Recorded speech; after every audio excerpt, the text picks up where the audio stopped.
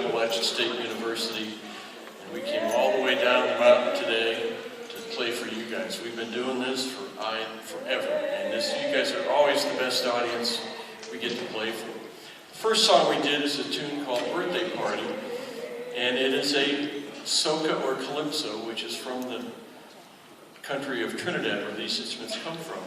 The second piece is a tune called Musical Instruments, which we just like to do, because these are truly unique musical instruments, aren't they? Now, we'd like to do a song to show you a little bit of what each of the instruments in the steel drum band sound like, and we'll show you what they look like, and I'll tell you a little bit about them. We're called the front line, because we're in the front, and these are called tenor steel drums. And if you look at them, they have about 30 notes, and those little indentations are what we're actually playing. Now, if you notice this drum over here, it's got holes in it. This is called the bore pan, and it just changes the sound a little bit, and they drill those holes through it, where the normal steel drums don't have holes. We usually play the melody most of the time, occasionally some upper harmonies, but mainly just the melody. Right behind me, we have double seconds. There are two kinds. There's a short skirt and the long skirt. Exactly the same notes. They have 16 notes on two different barrels, and the skirt just changes the quality of the sound, not the pitch itself. This is the most versatile instrument in the band. They can play harmony, melody, and if you're going to become a solo steel drum player, you want to play double seconds. That's really the most practical instrument. Then on each side, on this side I have our guitars, and on this side our cellos. And they're bigger or little, 17-inch skirt. The skirt is the side of the drum. 28 inches over here, same notes, 9 notes on each of the 3 barrels. Guitars, they call them guitars in Trinidad because they strum chords like you would with a regular guitar. So if you watch these fellows over here, you'll see their hands moving very quickly as they strum chords. Cellos, because it's basically within the range of the cello that you would find in a symphony orchestra. And that's just what the Trinidadians call these instruments. Over here we have our tenor bass. Tenor bass plays the bass up an octave, sometimes doubles the cello. And if you look, she's got 5 notes on 4 barrels. And if you look in the center of that, you can see that it's a rectangle shape or square. The shape of the metal doesn't really matter. It's how much the metal actually vibrates. So we can do squares and triangles. It doesn't really matter. It's the vibration of the metal. Then on the back, the big guys, the bass players, these are called 6 bass. They have 3 notes on 6 full-size 55-gallon barrels. And if you look, we decided to bring a raw barrel. This is what we call raw, unpainted. So there's just a regular barrel. In Trinidad and Tobago, the bass players will play 6. You'll also have a bass player that plays 9 barrels, and there's also a bass player that plays 12. We can't travel with those big of bass setups because you'd have these huge racks that you'd have to put them in. But the bass players have the most difficult job in that I choose athletes to be my bass players. You'll see them spin, you'll see them play behind their back. They have to be able to move very quickly their body to be able to play their notes.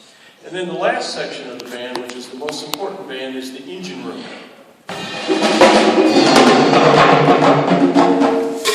Not always the most intelligent section in the band, but for sure the most important. They call it an engine room in a steel band because it's what drives the band. If you had a car or a pickup truck and you removed the engine from the front of the vehicle, it wouldn't go anywhere. No different than a steel band. If you don't have a solid engine room, the band is not going to be able to play well at all. So we really rely on these guys back there. We have one of the best around.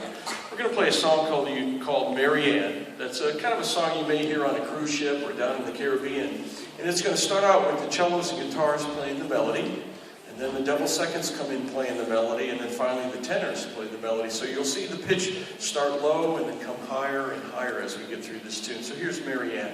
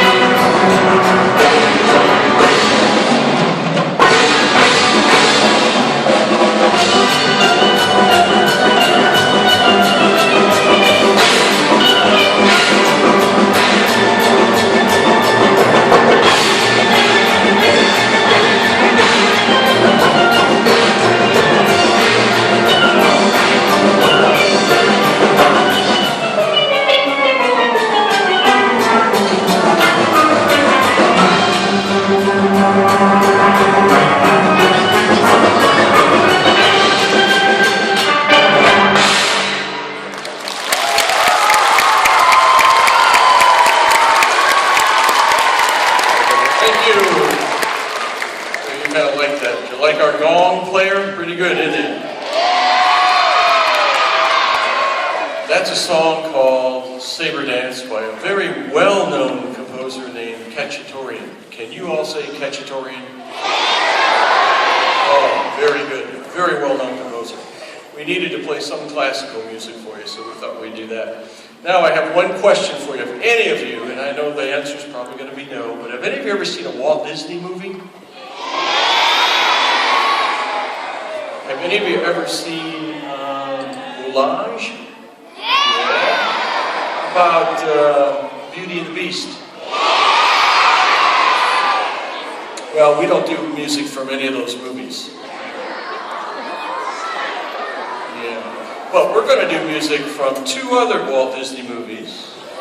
And one, and I don't even need to tell you the names, but one's about this girl that can swim underwater. And the other one's about this little lion cub that wants to be the king of the jungle.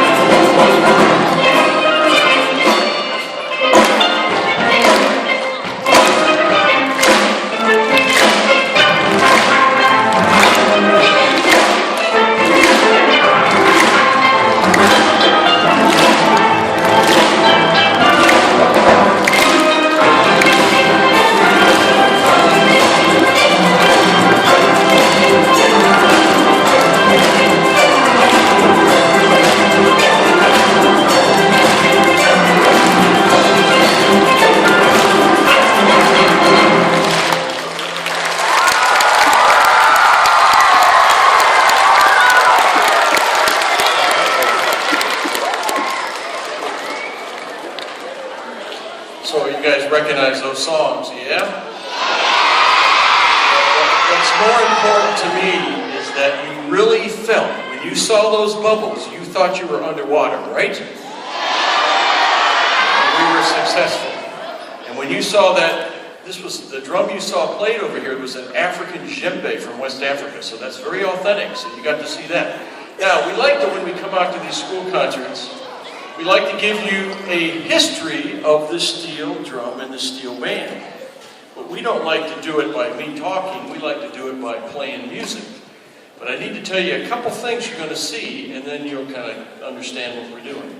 Before the steel drum in Trinidad and Tobago, which is 2 small islands way down in the southern Caribbean. When you go back to school today, back to your schools, go to your world map and look for Trinidad.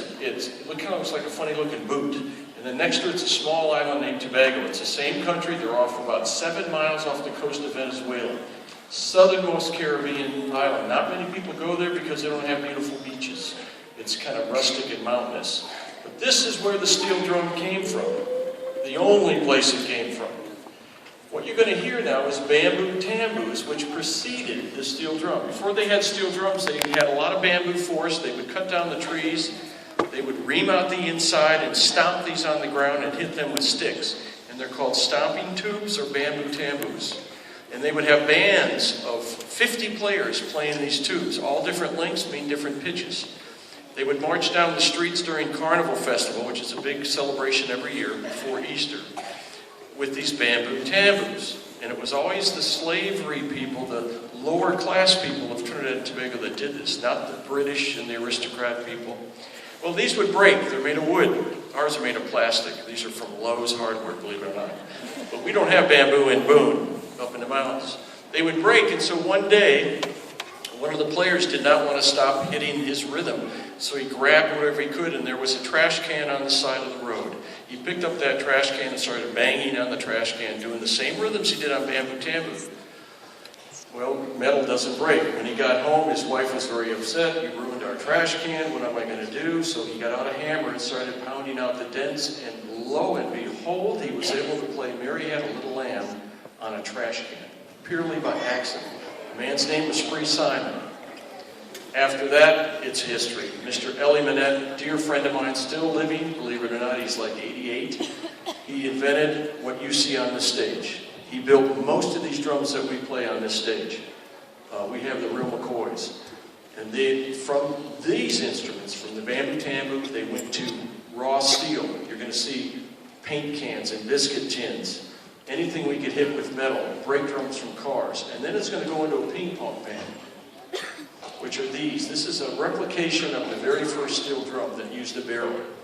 And you can see it's pretty crude looking. It's going to sound really crude too. We're going to play all this for you, and we're going to end up with a song called My Band, which is the type of music you would hear in Trinidad today. If you turned on the radio, you would hear music like My Band, written by a wonderful composer, Ray Holman, who's from Trinidad. So here we go. This is our oral history of the steel band.